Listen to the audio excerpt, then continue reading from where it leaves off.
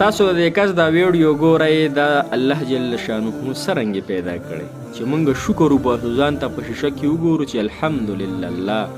تا په څلور څانګه تا زه روح پیدا کړی الله تا مال ښکلی شکل و صورت را کړی الله جل شانه قسم هی والتین والزیتون وطور سینین وهذا البلد الامین لقد خلقنا الانسان فی احسن تقویم الله جل شانه قسمونه خوري زماره په تین او په زیتون و تور سینین و هذا البلد الامین په دې زما قسم وي چې الله جل شانه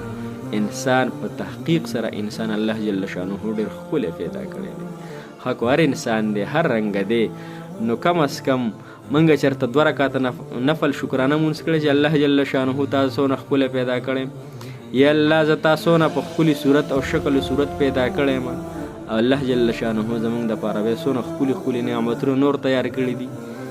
الله جل شانه په خپل کلام کې سوي الم نجعل الارض مهادا والجبال اوتادا وخلقناكم ازواجا وجعلنا نومكم سباتا وجعلنا الليل لباسا وجعلنا النهار معاشا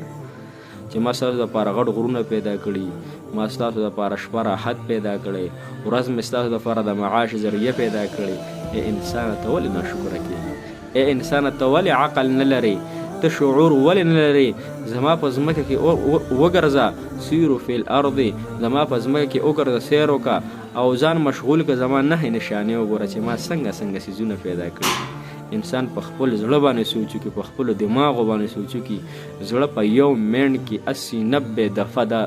دا فمپینګ کوي دا درز چې کوي دا زړه فمپینګ کوي راکاږي او بیا فمپینګ کوي نو څونه د الله جل شانه زموږ باندې احسانات دي دې سترګه کې 13 کروڑ بلپونه الله جل شانه لګولي په یو سترګه کې 13 کروڑ په بله سترګه کې 13 کروڑ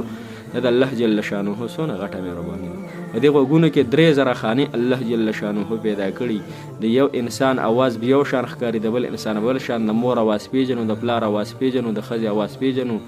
د ګاونډي اواز پیژنو د لر رشته دار اواز پیژنو چې دا پلان کې دی دا الله تعالی څونه غټ انعامات خو دې کې به الله جل شانه موږ سره حساب کتاب کوي اليوم نختم على افواههم وتكلمنا ايديهم وتشهد ارجلهم بما كانوا يكسبون الله جل شانه فرمای چې د قیامت پر ورځ به ستاسو په خوله باندې مهر ولګي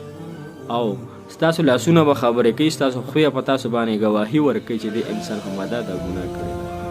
نن الله جل شانه څونه نعمتونه راکړي سترګې نعمت سره په دې باندې بدنظري نه کول د غوږونو نعمت په دې چغلي کنځلې ګانې بجای نه اورېدل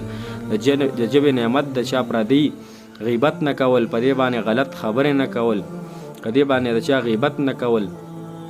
نور د بدن چې څونه اعضا دي هر بدن